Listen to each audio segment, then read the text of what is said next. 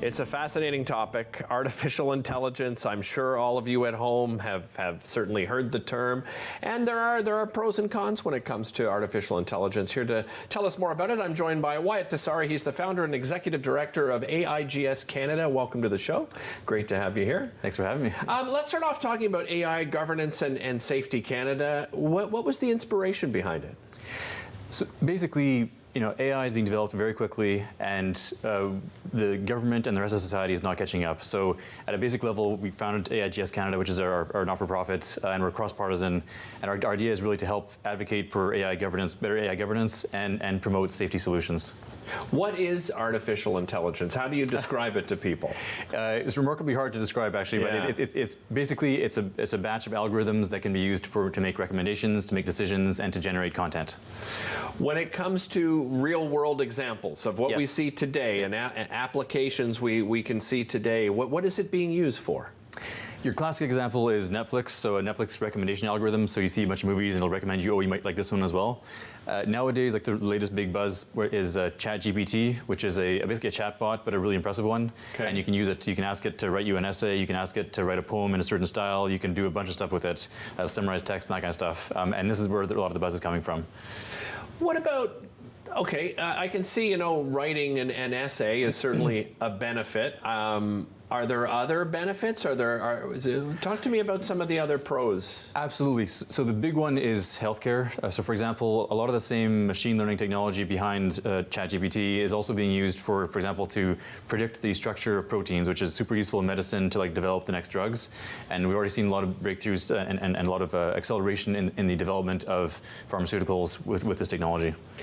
Let's talk about the risks. That probably is the biggest thing that you look at, is the risks, and because there's fears out there when it comes to artificial intelligence. Elon Musk has discussed it at quite length. What are some of those risks? Well, there's roughly two categories. First, the current issues and the future issues. Currently, very practically, because ChatGPT is so good at imitating the style of somebody, you can get really good at scam emails. It'll imitate your brother or somebody you trust, and you go to click on that email, and it looks so much like the person you're used to reading from. So we're already seeing a lot of impersonation attacks being used by ChatGPT. How would, let's say somebody used that for my brother? How would they even find out about how he would deliver information? Well, basically they feed it all the information they can find about the person online, so any relevant details, that kind of stuff, and then they'd feed it into the type of email or anything they've written before online shows up, and they'll just copy that pattern, and next thing you know, it sounds just like them. What about some other examples of risks? So the big one, which is further ahead, is more the jobs side of things, which is looking at with human intelligence staying roughly the same and AI getting better by the day, we're reaching a point where there's less and less that we can do that machine can't do better. Now that could be a very beautiful world in terms of not needing to work, but there's a big transition there to manage that we're just not ready for, and so that's one of the big ones. So, if we're not ready for it, what should we be doing right now? Should government be involved in some way? Absolutely. So there's roughly three categories of things. One is obviously government, regulations, domestic policy, making sure that government is looking out for people and making sure that the bad applications of AI are not being developed and deployed. Needless to say, it's a global issue, so the second piece is coordination, so making sure that Canada's working with other countries to make sure that they're all doing the same thing, so you don't have a company go jump to another jurisdiction. But the third piece, and where we get involved, is we need to have a public discussion around what we want, basically, because AI can do amazing things. As it gets better, get even more amazing things. But how do we build that society? What do we want out of that? And so that's conversations around the dinner table, trying to figure out, okay, so what do we want personally, and then tell that to our government, and they can try to implement that. But it's the best thing we can do right now is just get educated about the issue and figure out, okay, so where is the world headed, and what kind of world future do we want? You mentioned that the governments, need to work together. Yeah. I'm sorry for laughing at that, but you can understand, because there will be nations that are going to try to take advantage on the side of, we can use this to our advantage. For us to have those public discussions and get the ear of government, what's the best way to do that? Because that, I think, is going to be so critical, as you just described it. But to get to the ear of the government, it's not very easy. It takes Right? a lot of, yes.